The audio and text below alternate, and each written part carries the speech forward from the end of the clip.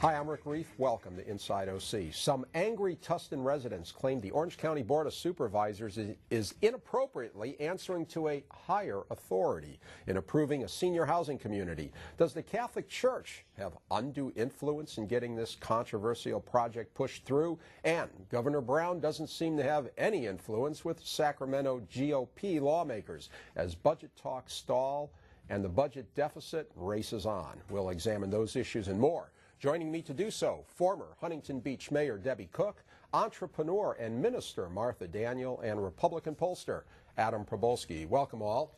Hey. Martha, you're back recently from the UN. You gave a speech at the United Nations. Yeah, it was a wonderful speech. It was on science, technology, and engineering and math, encouraging women and young girls to move back into that field. We've lost a lot of women. So there at the United Nations for Delta Sigma Theta sorority, which is the largest national black women association in the United States. How was your speech received? They gave me a standing ovation. A standing ovation at the UN. Very good. Very nice. Good. Yeah. Okay.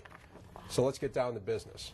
Debbie, we've had this terrible tsunami in Japan that seriously damaged a nuclear plant. Around the world, people are now reconsidering nuclear energy. They're worried about it. Let me ask you, first of all, is our plant in San Onofre safe? Well, it's like any plant. It's safe until it isn't. And I think we've underestimated the risks in nuclear, not just in the technology, but in our ability to store it for thousands of years. I mean, I think that actually may pose an even greater risk. So, but what's the alternative? Just because someone tells you Santa Claus isn't real, I'm still coping with that. Yeah, I know you are. The less people know about technology, the more they like it. And this is one case where the more people know about it, the less secure they feel with it because of the incredible amount of subsidies that have to go into it. The government has to backstop everything about nuclear. They have to guarantee loans. They have to manage the waste. They have to make sure that it's secure against a terrorist attack. If this were such a great technology, why wouldn't the industry just be going forward and building projects? Well, because of opposition from environmentalists like yourself. But that's not true. It's because Wall Street hates nuclear.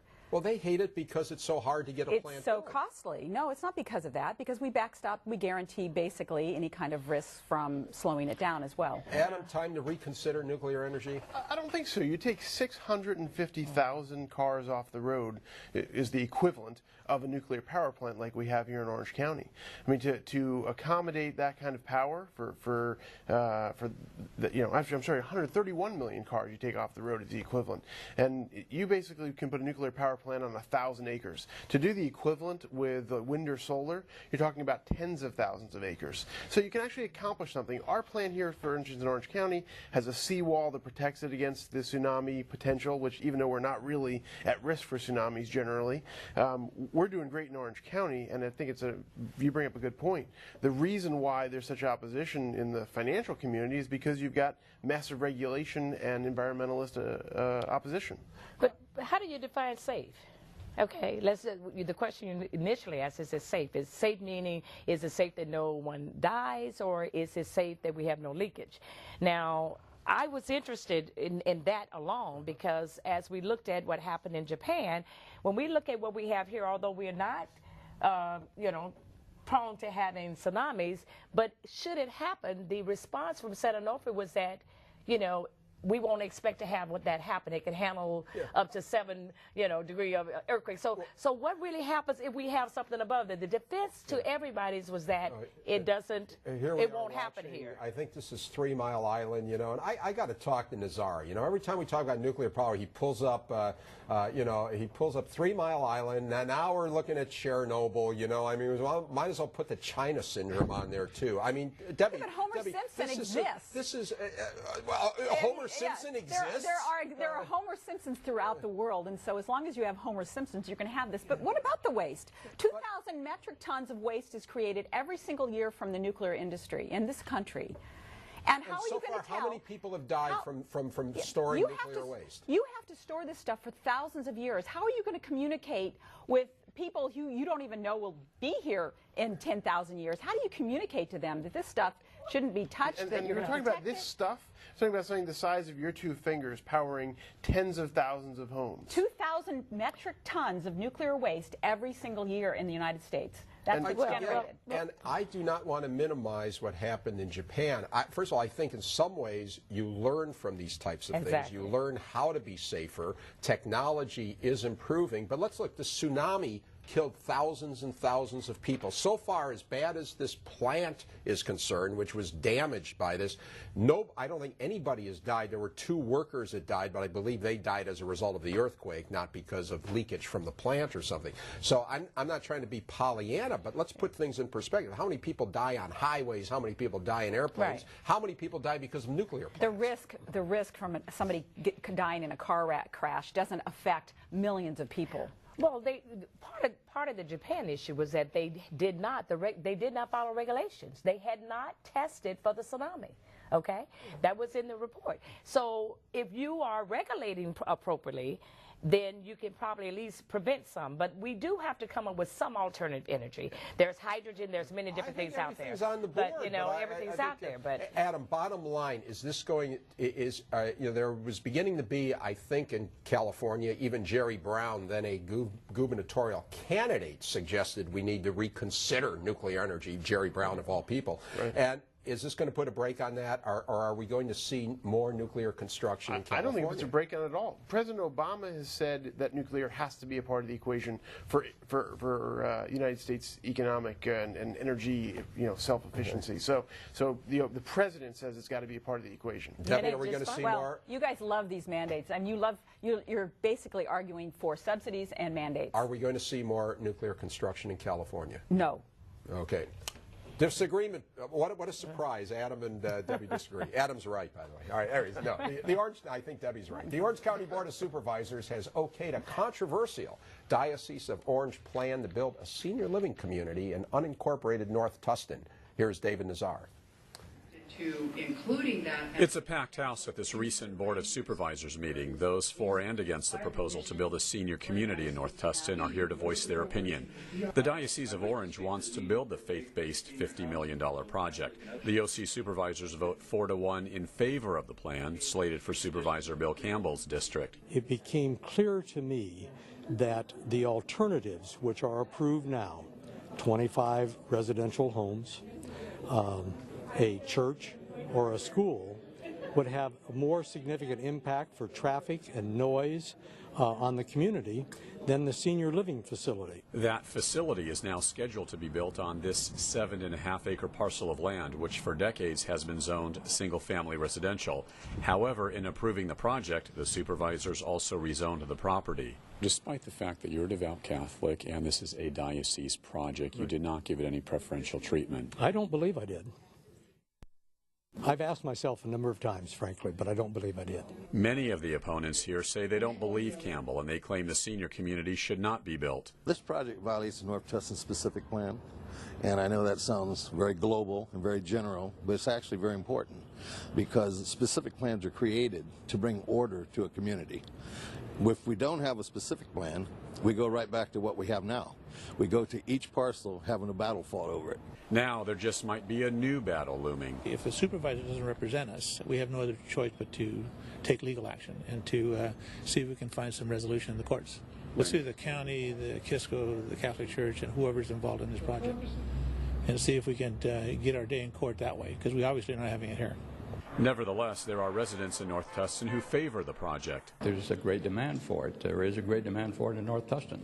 I know a lot of people that live in North Tustin that think this is a good project. It's designed well. They've been very good about working with the community. They've designed it as literally a single-family project. And most importantly, I think, it provides housing for a segment of our population that doesn't have housing. Supervisor Sean Nelson says he's not happy about the process to change the zoning, and that's part of the reason why he voted against. What a chaotic way to go through this. That's why you have specific plans, and if you're going to amend them, you don't amend them on a one-lot theory. I'm just very frustrated by what's before us. No matter how I voted, people were going to be upset. So, Adam, this got a 4-to-1 approval from the supervisor, Sean Nelson, the dissenting vote. Is this a good project or a bad one? The project's a beautiful project. It's just the problem is they call it spot zoning, right? There's a specific plan that says this ought to be residential. When people bought property for the last dozens of years, they knew that that parcel was going to be residential homes, and now the supervisors changed that plan, and so that's what got people really upset. Is this a church and state issue? Is the Catholic Church exerting too much influence on the board of supervisors? I don't think that it had anything to do with the fact that it was the diocese that owns the property. I think it is certainly a compelling message, right? The idea that you're going to have retired priests and nuns living there, but I don't think it had any real influence on the process. So if this were a project just some, other developer, just Joe Schmo developer wanted to do this, do you think Bill Campbell and the rest of the supervisors would have approved it? I don't know. Obviously, that's... You smiled. That smile almost seemed to indicate, worth considering there. Well, obviously, I think there's always in the back of anyone's mind some of that consideration, but it's a project. It's a good-looking project, and it just violates the zoning. And so I think that's the basis you argue this. Debbie, you have dealt with these issues often as a mayor. Is zoning, how sacrosanct is the plan? And, when do you make decisions about changing things? Well, first I want to say relationships play a part in every transaction that happens anywhere. So whether it was undue or not. Is the church influencing this process? Well, of course they're influencing it, but that's their job to influence this process. The real issue, though, I think really is the specific plan, and the county supervisors have a history of ignoring their plans, and that really just irritates neighbors. They also have a history if the supervisor whose district it is in likes the project, such as Bill Campbell, they're likely to go along with it. Yes, and that's always been a problem in the county. So did Sean use bad form in voting against it? No, Sean, I'm really impressed that Sean did that, because that really shows some gumption. Just as you hear Martha, as I hear this project, I'm sorry, and obviously maybe if I was a homeowner right there, I'd feel differently, but I'm thinking, we're talking a senior complex. I mean, are they afraid that seniors are going to run out and start mugging people? I mean, and I mean, seniors, we're getting older. I'm worried. 10 years, I may need to live in that place, No, I don't think it's that. I just think it's the precedence. Once you set something and you start and you change from a plan. Oh, horrors that we change something. Yeah, we change something. But it sets a precedence. And so that means that's a challenge. So now when I come along, or I'm in another district, or someone else comes along. So you take it on its merits. So, you got to base it on, you take it on the merits. I'm just thinking, but I do agree. Senior housing living community. The neighbor's concern is this. It's not about the senior housing facility.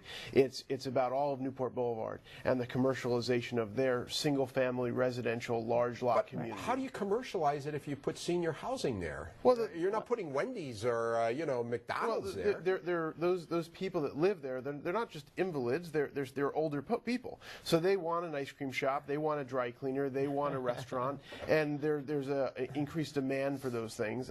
I'm not saying it's a horrible thing. I'm saying that's the concerns of the neighbors, is that you start to bring in more commercial along that corridor. Well, when you get old like me, Adam, you'll start worrying about this. Let them live in Victorville. Okay.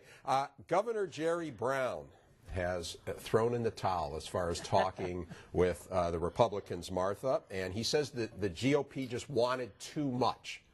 Okay? Now, give me a break. Well, this has been a battle for a long time. So Governor Brown, I think, first of all, I'm excited the fact that he plans to go out and try to convince 4 Republicans to join and cross over. Now, that's a challenge. Let me establish, we're talking about the state budget. The state budget. When we're $26 billion in the hole, and something needs to be done. And now, what's the governor going to do? Well, he just lowered $11 billion in spending, and obviously the intent is to increase, to continue with the tax, He wanted to put a tax increase on the ballot, let the voters decide. And let the voters decide. There are a lot of other things he didn't want the voters to decide on the ballot, but $11 billion, and some of that's funny money. We've got. First of all, I disagree with 5 years. I mean, he's asking for a 5-year extension. He'll be out of office too by that time. So the fact is that there has to be something done. And so whether you go in and just immediately attack and just do an overall budget cut, that can cause more management issues than you want to have. So giving a little more time, he's already lowered it by $11 billion. There's areas by which they need to investigate and look into more, the pension and et cetera. So maybe looking at it the from magic word, yeah, the pensions. Yeah. Debbie, Jerry Brown was saying the Republicans, they want taxes, they don't want any taxes on the rich, and they were asking for too much. How about, was Jerry asking too little from his constituencies, from the public employee unions? Well, every leader, whether they're Democratic or Republican, really has the same problem. They have to disappoint their own people at a rate they can absorb. And so he, obviously can't make everybody angry in the Democratic Party, and the Republicans would have the same. Why not? He'd be the hero of the state if he did that. No, he wouldn't. No, he wouldn't. I mean, and he would just be deauthorized. So you walk a fine line, and that's why there is compromise. But obviously, the Republicans aren't willing to compromise. They just want to take their ball. What do you want the Republicans to compromise on? It should go to the ballot. I mean, people should be allowed to vote. The legislature, Dan Walters wrote a great op-ed a couple weeks ago about this. They don't represent us. They represent the margins, the fringes of both parties. And I know, and you're probably right about that. But what about putting other things on the ballot, too? What about putting real, true pension reform on the ballot? That's something that the labor unions are against. Yeah, I mean, I agree that has to be addressed, and obviously none of us were in the negotiations, but... Adam, is the GOP being stubborn about this? No, I think that's the most interesting story here, is that in years past, during budget crises like this, you've had the ability, governors had the ability to offer something, not necessarily a quid pro quo, but the prospect of something for for a legislator's district, or the prospect of some future employment even perhaps that was out there in the wings. And you just can't, the governor just doesn't have the power, and we're just at a point where they just don't have enough to offer. So legislators just aren't interested in compromising on their own principles. You can't find 4 of them to compromise on their own principles. I think that's a great message that comes out of this. Well, a great message. What about the message the Republicans sent, though, when they didn't go along with Jerry Brown on his desire to take $2 billion from these community redevelopment agencies? These are the things in cities that build auto malls and, fern bars or whatever else. Things that actually create jobs for communities and are what's productive. More important right now? Everything's wonderful. It's not wonderful. We're not talking about museums here. We're not talking about after-school programs for kids or playgrounds. We're talking about creating jobs in communities. Well, some people think playgrounds for kids are important. I understand, At the end of the day, everything's important. But no, the idea is, the reason why he proposed that idea, the reason why Jerry Brown said let's eliminate redevelopment agencies, was because the California Teachers Association saw it as an opportunity to seize those resources. It wasn't because it was a great public policy initiative. It wasn't because it was going to help really solve substantively the budget crisis. It was because one of his constituencies said there's a pot of money, and there's a pot of money we're going to control. You know what, though? I mean, cutting spending is cutting spending, and if it means it saves it over here, then you tackle that issue. It's not it's not cutting spending. That was dollars that local government raised and had control over, and it was Sacramento stealing those dollars. It was a raid on local government dollars. No, I don't think that wasn't local that stealing taxpayer dollars. money. No, it's state money. I mean, it's all state money. And there are some conditions by which it can be moved. I just think that the overall plan, which you challenge whether or not he has a plan, the overall intention. That's a good question. You have just posited a question. I don't think anybody can answer that question right now. Well, the key is that you're in a crisis situation, and whenever you're in a crisis situation, you have to manage your way out of that. And I do like the fact that he's found $11 billion to cut already in forward spending. So that's a step forward. Okay, saying we've cut. When you got 20, Yeah, but you still, Martha, how about my theory that if you want to build bridges, you want to build highways, vote in Democrats. They're great at that. But if you got to cut, Democrats are constitutionally incapable of making cuts. You were seeing it. Obama can't cut anything. Brown can't cut anything. What do you think about that? Well, of course I think they can cut. I just mentioned that he cut $11 billion now. But I think that as a party, no, I believe that the party will have to cut in California. But I don't believe that you can go across right now and just cut everything equally across. I mean, you just can't do an overall budget cut like that. You need to take some time. Let's get one more story here. Debbie, Jerry Amonte, our friend, or at least my friend, he'd been on the panel many a time, mayor of Tustin. There's a movement to recall him. What is that about? I believe it's because he's perceived as being a bully.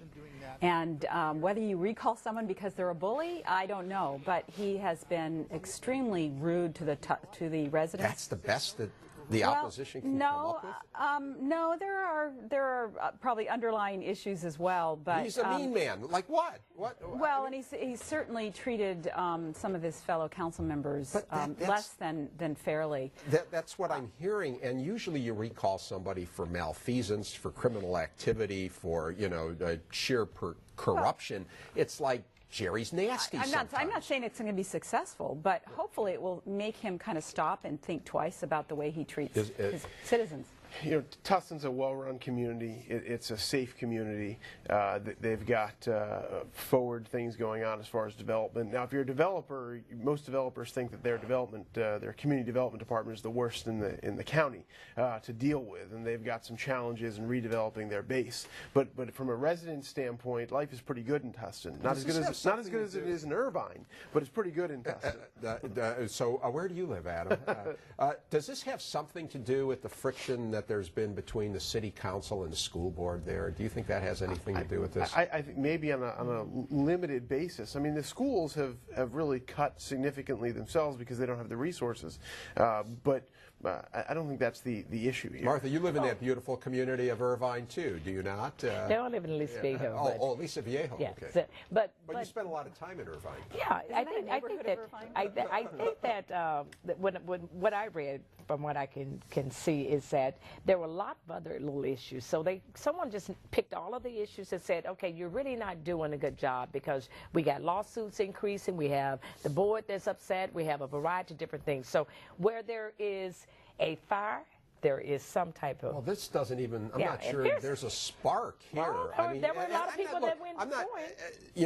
if that this is the democratic process, but I mean, I'm looking for some meat here, and I'm not seeing anything other than some people think he's a nasty guy. Well, an audit came out last night at their council meeting. I don't know if they made it public or not, but maybe there'll be some meat in that. Yeah. An audit. Oh, yes. So suddenly there's an audit. Well, I think Isn't that what you do when someone is in trouble? You do an audit? Now, Adam, there was that issue, though. There was a substantive issue about a city manager. They hired some guy and then immediately fired him. And again, though, it was all but one member of the council approved that. The Democrats were split. One was for it, one was They decided against he didn't work out. He wasn't meshing well with their management style, and they let him go. I don't think there was much more to it than that. There's much more to it than that. I can't go into details, but there was much more than that.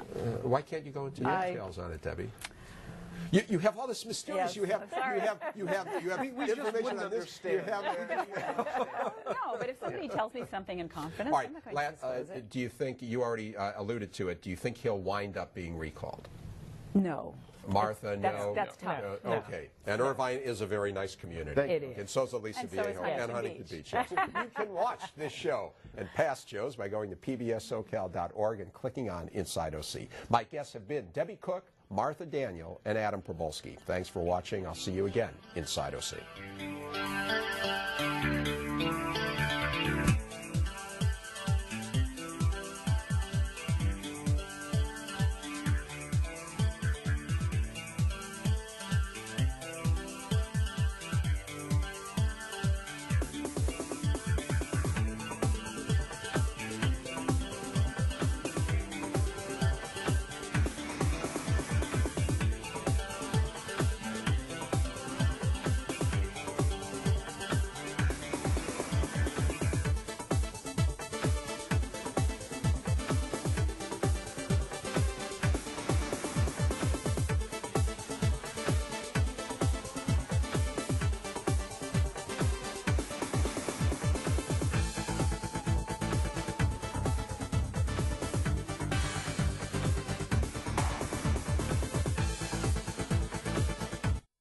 Inside OC is brought to you by the following.